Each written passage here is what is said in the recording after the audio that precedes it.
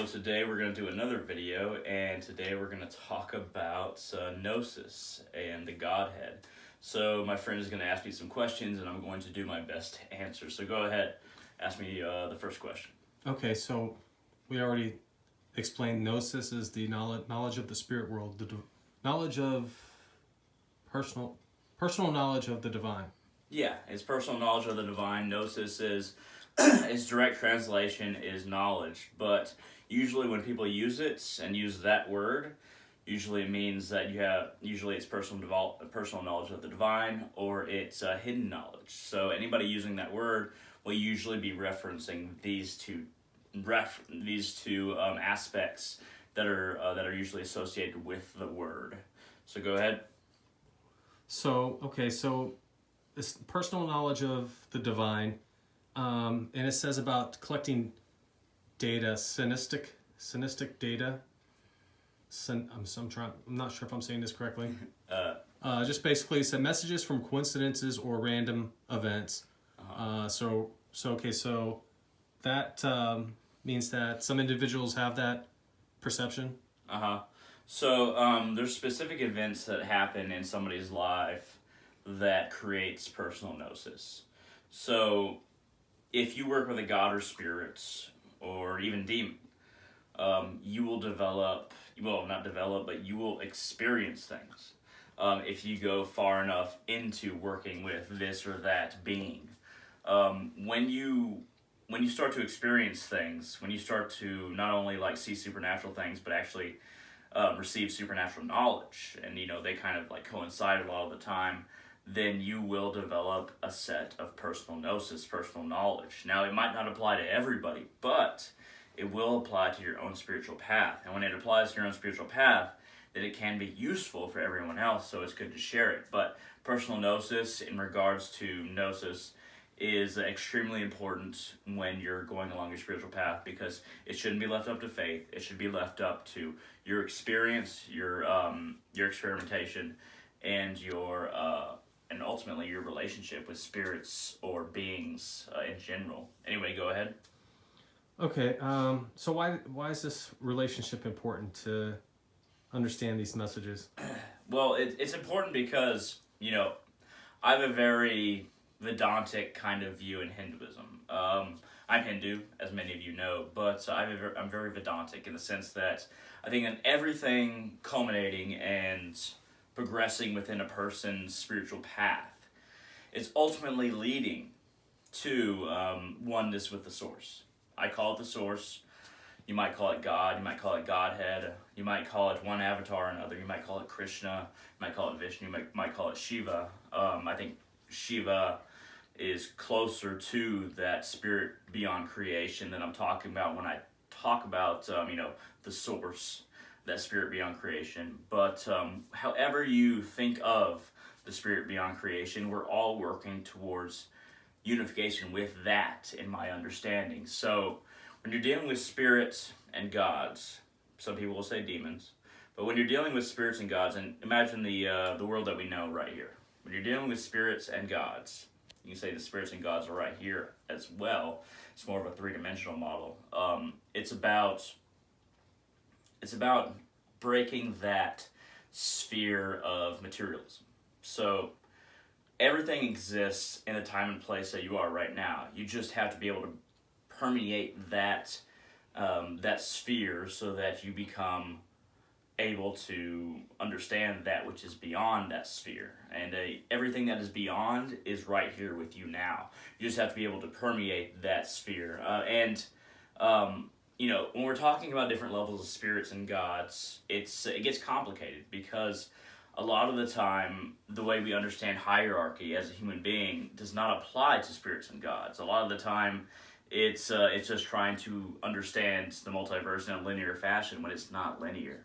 It's more like a bunch of spheres overlapping in the center, and we're trying to reach these different spheres. We're trying to communicate with these different spheres, but it requires personal effort on your spiritual path.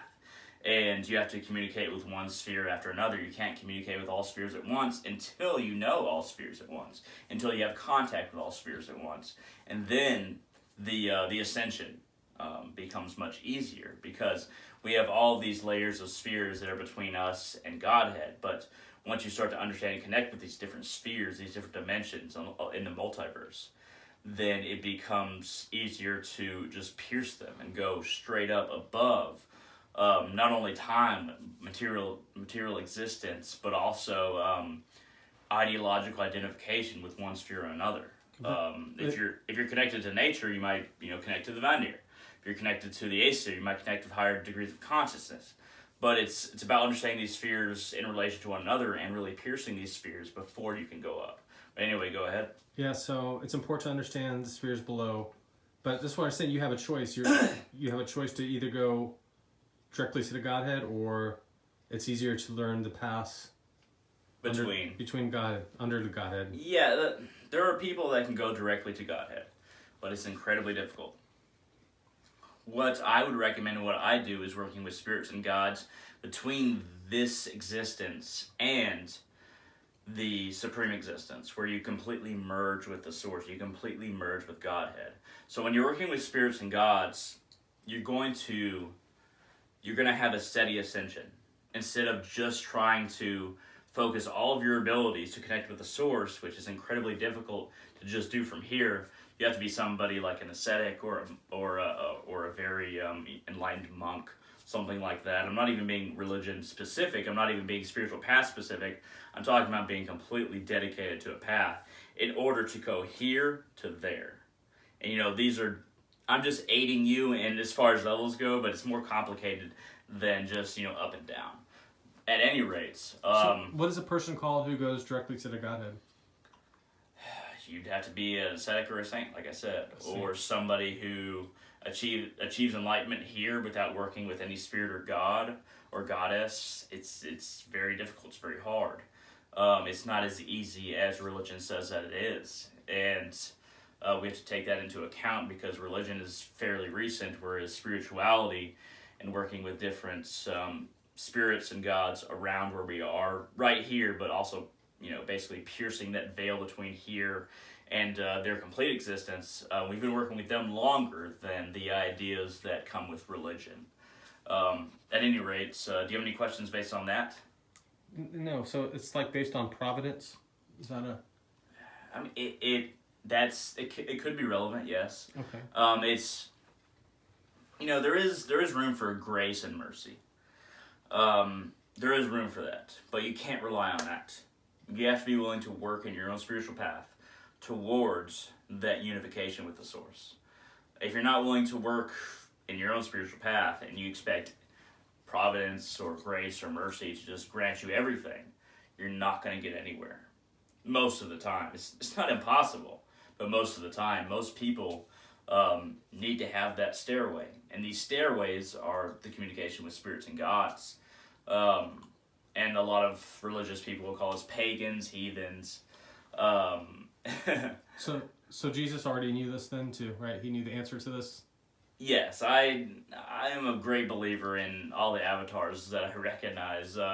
Jesus, Krishna, Babaji, of course, Narayana. And then we have, Muhammad was a prophet. He wasn't an avatar. We have many avatars that we connect to, that basically come here to connect us to the source directly. But their words are often misconstrued. Usually they're misinterpreted. And usually they're not written down correctly by the people who come after their disciples.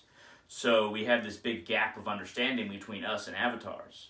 So we have to try to develop our own personal gnosis in relation to these avatars in order to actually understand what they were saying.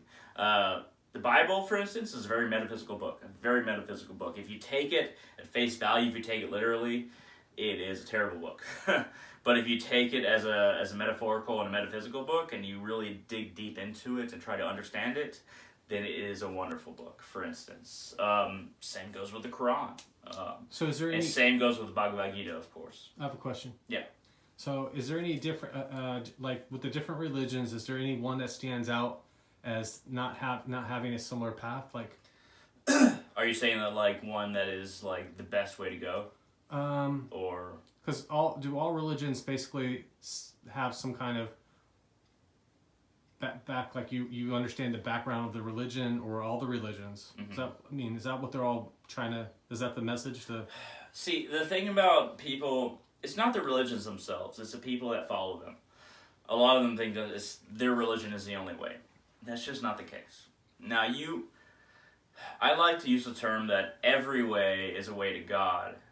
It just might just follow a different path. Every religion is a way to God. I don't dispute that. But I will say that as far as the most diverse and the most accepting and the easiest to reach Godhead through would be something like Hinduism, even if it's not Hinduism itself, because Hinduism doesn't exist everywhere in the multiverse. It's just something that exists here. But something like Hinduism is open to many paths with many different strains of knowledge. It's easier to reach that point instead of just one orthodox idea within this church, this temple, that temple, this mosque or that mosque. It's I would say that it becomes more political when we consider Earth in the mix. Okay, would you say that there's a equal divide? It's either you go. Most religions are about going directly to the Godhead, and then the other religions are about multiple paths, and it's like 50-50. I think that there's only one religion that is about multiple paths, and that's Hinduism. The other ones, generally, even Buddhism, they have multiple like schools or so-called denominations, things like that. But really, Hinduism is the only one that really shows you multiple paths to the source. It's not that you can't reach Godhead through being an Episcopalian, a Baptist, something like that, very specific, a Sikh, a Sunni. It's not that you can't reach Godhead. It's just incredibly difficult because you were isolated into this very limiting small path within this religion, one religion or another. I've never favored that ideology. I favor the idea of using multiple paths to reach the ultimate in my own practice of shamanism, my own practice of spirituality, and something that's very specific to myself because not a lot of people have their patrons as the Divine Mother Kali Ma and Odin. I'm very specific, but this is a very strange path that I walk, and it has been forged. I have forged it myself. Nobody else forged it for me. So anyway, is that do you have any other questions? No, that's it. Nothing further. Excellent. So, hey, thank you everybody for watching. I greatly appreciate you watching this video. If you have any questions, comments, concerns, shoot them down in the comment section below on YouTube. I will try to answer all your questions. Thank you to my friend for asking these questions because some of them are actually very difficult. But at any rate, I hope that you find yourselves and I hope that you find your path.